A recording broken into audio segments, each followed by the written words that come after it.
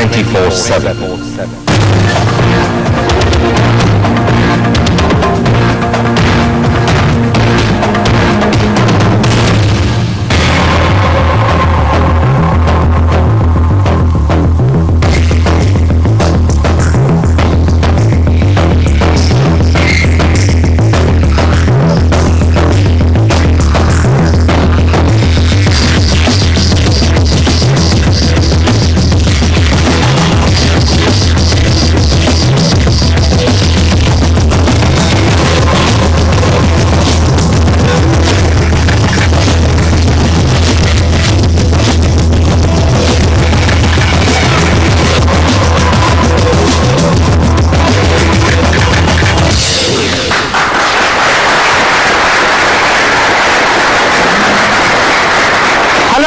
Welcome to the big fight. With every passing year, the beauty business, and indeed the beauty pageant business, has become bigger and bigger. And with every passing year, it also becomes a little more controversial. This year, the latest controversy over a title winner who had to opt out after there were question marks raised over her marital status. Which brings us to the big question on the big fight today. We're asking you, do you believe that beauty pageants are an exercise in futility? That's the debate on the big fight today. On our panel, Diana Hayden, she's been a Miss World herself, so she knows a thing or two about the beauty business. Our second panelist, Ranjana Kumari, she's Director for Social Research here in Delhi. She's been active with various women's movements. Our third panelist, Mr. A.P. Parigi, he's Managing Director, Times Infotainment Media Limited, the company that organizes the big Miss India contest. Also joining us from Mumbai, Rahul Bose, Actor Director, who has his own view, he says, on the beauty business. And in our audience, we also have Kanti Suresh. She is a Mrs. India contestant who has her own story to tell. The rules of the big fight: each participant gets 90 seconds for opening remarks. The other two then get 30 seconds for refutation. 5 rounds, including one audience round. But let's have a quick look first at a graphic. The case for beauty contests. Freedom, it promotes freedom of choice. It's a legitimate business. It's a spin-off from the entertainment industry. It provides a career option for many, many people. Case against beauty contests. It traps women in a limited definition of beauty. It's not about personality but body size. It promotes anorexia. It is sexist. Time now for the first punch on the big fight. To throw that first punch, Diana Hayden, are beauty pageants an exercise in futility?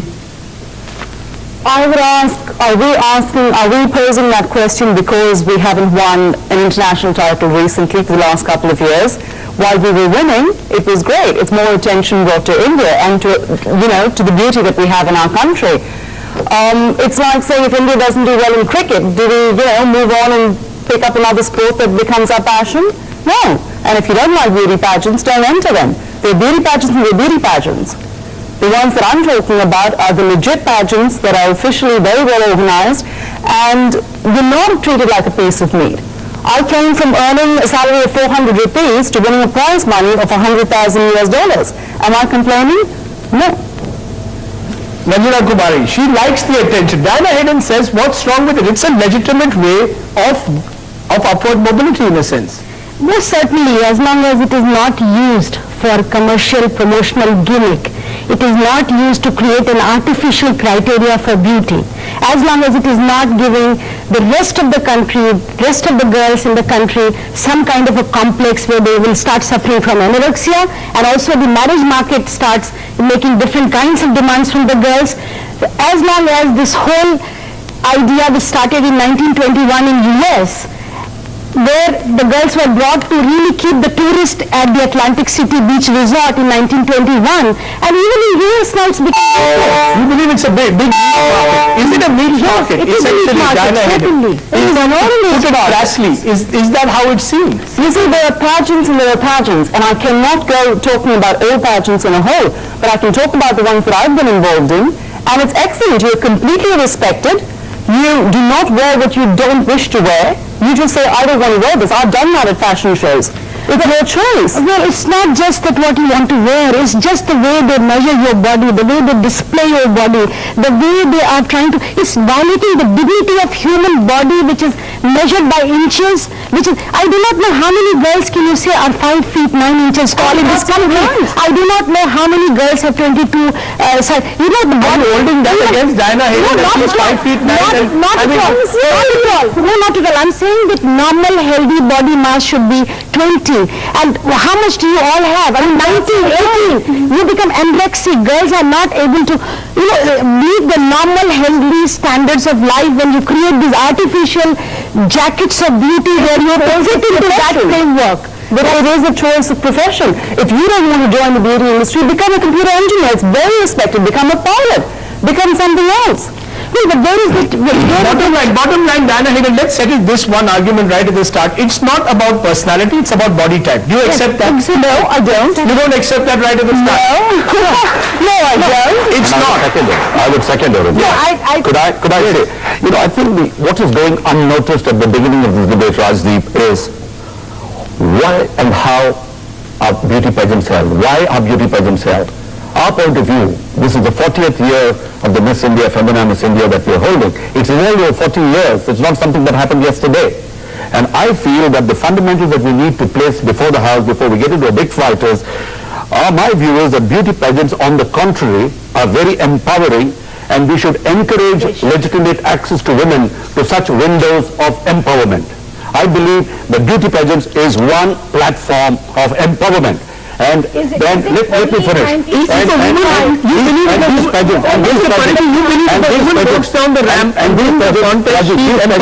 pageants are not about body craft or body brand, but it's an in-depth exercise, conducting the programs, being involved with the faculty, recruiting and screening and being a part of the jury. I can vouch for that it's an in-depth exercise in someone, aspirant, contestants pursuing self-development.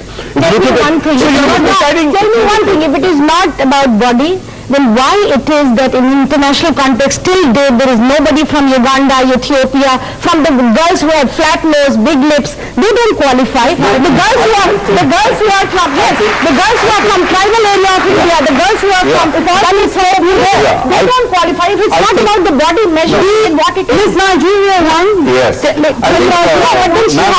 had to conform to the standards set up by the international beauty area. No, beauty is what, I may like somebody else likes somebody else. Beauty cannot be categorized by 22, 36, 36. It has to have a proper inner strength. Okay, let me ask Diana, what is your definition of beauty? What do you believe makes a Miss World? Besides having won the Miss World, I have judged the Miss World, and I have judged pageants all over the world.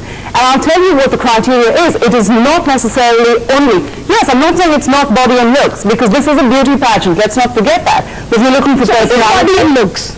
Beauty is body and looks. Conclude. Yeah. May I conclude? Yeah, go on. Thank you. We're also looking for personality. We're looking for presence. We're looking at someone who can carry a debate like this, even if she's told she doesn't have a personality. I never said that. I asked you whether... I'm joking. We're looking for a complete package of somebody who can handle pressure, who can handle the responsibilities that come with the title, because most of my work, ironically, as much as organizations protest against it, 90% of my work was charity work. And I'm not defending it. I'm going to raise that question, what Miss Indias do after they become Miss Indias. But let me get Rahul Bose. And Rahul Bose, you judge perhaps the odd beauty pageant. What is your definition when you decide on a beautiful girl to become Miss India? Do you really believe that these pageants are about personality, or are they about body type? Rajdeep, first of all, I never will judge a beauty pageant in my life. But having said that, I think that clearly, the last I heard, we were a functioning democracy. So I treat one-day internationals or LK Advani's Rath Yatra or beauty pageants as the right to freedom of expression. Absolutely. And if these are things popcorn of society, they certainly are not going to change the meat and potatoes issues. I mean, whether it's Gujarat or the Christians in Jhabua or whatever. Okay, so you said it's about freedom of choice. Ranjana Kumar, you accept that? I mean, Diana Hayden is entitled, just as any other woman in this country is entitled to walk the ramp and maybe make it a profession. Well, it's freedom of choice as long as it remains freedom of choice for the people who are doing it, but it has larger social implications on the way girls are treated, on the way the girls are already in the society. Are you saying on this program that violence against women is perpetuated because Diana Hayden becomes this war? I'm saying that there are many, not only violence against women, the girls are being treated and looked at upon by those standards set up by these people, and then the girls have to suffer in every stage of their life in the marriage. I beg to differ. You have a matrimonial column. You have a matrimonial column which is so popular in India, in all the media, including the net, including the internet, where you say slim, fair, with the daughter-in-law, etc., etc. So you want to keep perpetuating the stereotype? We presume and we should presume that every young Indian woman or any young woman is intelligent and mature. Intelligent and mature to make a decision. Okay, let me take a break. Do not put social norms which are archaic on young enterprise. Okay, I want to take a break. 54% of India's population is under 25. It is that population that I would like to address, and not some old archaic views. You can sell your fairness cream. That's what you're trying to do. I think we're going to take a break. I just want to, before I take a break, get Rahul Bose. You didn't answer my question. Is it about, according to you, I know you say you've never judged a contest, but do you think it's about personality or body type? Very quickly. Rajdeep, Manu Gamble, 70 years old, we still don't know his personality. For God's sake, let's have some perspective here. You can't judge personality with 2 questions in a round. It would just be unreal. I mean, the answer lies in your question. What are we arguing about? Okay, fair enough. Diana Hayden, you accept that at the end of the day? It is not. Really 2 questions asked to you. Are they going to judge your personality? I beg to differ. It is not 2 questions asked. Personality it is a very short When you are judging in comparison, you have something to refer to. Yes. So you have a scale of 1 to 10. If I was judging you alone, I'd have nothing to compare you to. It's like comparing darkness. We are experiencing They judge Diana Hayden on 2 questions. They've decided your personality. That is a misnotion. We do not judge people on 2 scores. Okay, 4 scores. Not even 4 scores. Okay, we'll take a break on that 10 point. scores, 12 I have a scores. quick question. Yes. If you look at me, in 3 minutes, can you say I have a personality or not? And feel free to say I don't. Absolutely. Possibly not, I'm afraid. Possibly not. I probably need to spend more time with Diana Hayden to judge who the real Diana Hayden is. But after the break, we're going to look at the big question. Are women activists also somewhere down the line prisoners of political correctness when it comes to beauty pageants?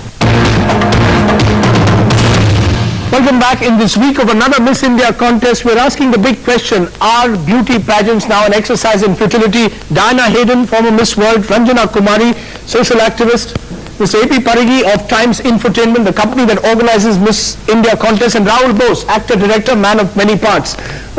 Let's have a look at what Neha Dhupia and Dino Moria, 2 people who come out from the system, have to say on these contests. I think it means a lot. I think it's very important. It just, raises you on this platform, makes you above and better than the rest. And that's what they have. It's held at such a large scale to choose the best person in the country. And of course, if you're talented, if you're beautiful, and if you have the brains to carry yourself, you represent the country for a year. There's nothing wrong with it. Yeah, these contests definitely help because people get noticed, winners get noticed, every participant gets noticed. They're seen on TV, they're seen in pictures, and they get noticed. If someone likes them, likes their face, it's a quicker way to get noticed, basically. Quicker way to get noticed. It's time now for our second round, Counterpunch. Ranjana Kumari, why are you becoming a prisoner of political correctness? Young people see this as a career option, upward mobility. Why deny them that by saying they're prisoners of a stereotype or they're sexist? Well, I don't think it's political correctness. I think you just heard is the greatest way of getting noticed. I think there are other ways of contributing, building the social order in terms of, look at the girls need good health, they need good education, they need good employment. They're all educated. There is a host of army of unemployed, educated young girls in the country. So this is just to get noticed, and you create a kind of dream in the country, you're selling a dream which is unreal, which is not even, if you already are in a society where girls are deprived, Girls are exploited, girls are being used in different forms and harassed. So what is correct? Correct is that, even the developed countries have all done away with, in the sense that girls don't care. Diana, you accept that you're living an unreal life in a sense. All of you become Miss Indias claiming you want to do social work, you end up becoming film stars. How can you call it unreal when I am a reality? When I have experienced this in real? When you get treated, you go from a bus of 100 other contestants to going in a stretch limousine with bodyguards and chaperones being put up in the presidential suite. I'm not going to say no to that. Is it politically correct that you want to be acting like Mother Teresa? Is it politically correct that you say that you are going to work for children? I cannot speak on behalf of other. May I? One by one. I cannot speak on behalf of the other girls who have won international titles, but when I was asked what I would do with my prize money, I said I would spend it on myself, my family, and my friends. It's my prize money. I have earned it. Absolutely. What I do with my prize money... Why not? But Mr. Parikh, there is a feeling that your Miss India contest is used as a platform for people to enter films. That's what it has ended up as part of the larger glamour entertainment industry. It really has nothing to do with either beauty or to really do with empowerment. Rajdeep, I would beg to differ with you on that. Our view has been, and there is enough statistical and evidence of otherwise, of contestants who have not made it to Miss India doing extremely well in their vocations, and people like Aishwarya Rai, who was a product of Femina Miss India, who today in an emerging economy where entertainment industry is moving from a 20,000 crores to a 40,000 crores in the next 4 years, if you believe part statistics. She has put Indian entertainment industry on the global map. She was a product of the grooming, the training, and the land of opportunity. Is she a person or a product? She is both a person and a product. When you look at Brand India, we're talking about a product. When you look at Indian industry, we're talking about revenue. When you look at the individual, we're looking at empowerment. Your time is up. Yes, Sanjana, come on. Precisely that you make women through these contest products, and they are the ones who are across the globe. Cosmetic industry since 1965 has gone many-fold in this country. Yes. Every girl wants to look fair. Is fair the standard? It is Every not girl the wants to standard. Of course it is. That is complete. That is I completely agree with you. You are creating for commercial purposes for cosmetic industry. You are creating business opportunity. Why are we one by one again? Diana, you have a problem when you are treated as a product. If you are seen as a product which is being advertised for the cosmetic industry in this country to grow, how do you feel about it? Look, it's a give and take. It's a mutual agreement. And it's a Which I'm getting paid to promote a brand. Like you're getting paid to host a show like this. That's to go back. Statement. If you're getting paid for something, I'm not getting paid to you can do well. Ranjana Kumari, you have a problem now with the cosmetic industry. I mean, surely tomorrow it is the textile industry, then the jewelry industry, then the fashion industry. They shut them down. Rajdeep, why is it that 1990 onwards, we saw internationally 1990 onwards, we saw that Indian girls all of a sudden became the most beautiful girls. Whereas in 1965 the pageant started in this country. Why it is that all the developed countries' products, cosmetic products which are not here in India, all of a sudden flooded the Indian market. So there is a I have a theory that it went through the whole blue-eyed blonde phase, and it went around, and then it became the black thing in, and then it went to Asian, and now it's us. So why can't we just enjoy it and appreciate it? American corporates trying to take over our markets. You know what? Our market is so big, and our country is developing so fast that of course they will come in. And what are they going to say? Miss India has won Miss World. You know what? Let's leave her and take somebody else to promote our brand. Rahul, where do you stand on this branding debate? You've heard all 3 points of view. Do you believe that this is all part of a larger marketing infotainment industry where women are treated as products? The truth would lie somewhere in between, because after all there's no movement without money, so this whole thing will only survive if it makes money. As far as doing good for the girls is concerned, I'm sure it does, and maybe sometimes it doesn't. But the point I want to make is that there's a question of proportion. Yes, there are beauty contests, and yes, there's female feticide in Rajasthan. What kind of media attention, what kind of energy, emotional and financial, do we give to these 2 issues in our country? And that proportion, unfortunately, has become disproportionate in our lives today, which is why Ranjana has the problem she does. which is why this entire debate is appearing. And notice how Diana and everyone on that show is talking about the blonde, blue-eyed look and then the Afro-American look. Nobody's talking about the personality has changed over the last 40 years. Like, this personality is in. So, Mr. Parigi, let's please be honest about this. There is no way on earth the proportion between looks and personality in a contest like this is more than 90 and 10. Okay, let me ask you that. Be honest, 95%. Otherwise, if there is a fact, 5% personality. Yes or no? I think I'm not a scientist who's got the chromosomes and the looks alike divided, but I can only say that personality means also looks.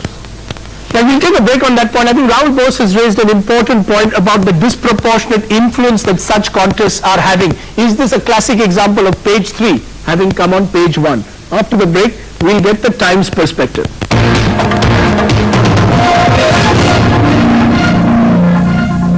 We apologize for breaking into that program, but we want to try and bring you some more updates on that earthquake and the tremors that have been felt across the country. Just quickly, let's take a look at the headlines. A strong earthquake hits Indonesia, setting off tidal waves along the coast in South India. And you're watching NDTV 24/7.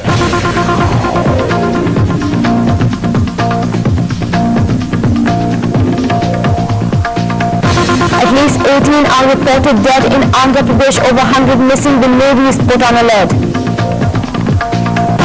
And the Indonesia quake has a huge ripple effect. 160 people are dead as massive tidal waves hit Sri Lanka.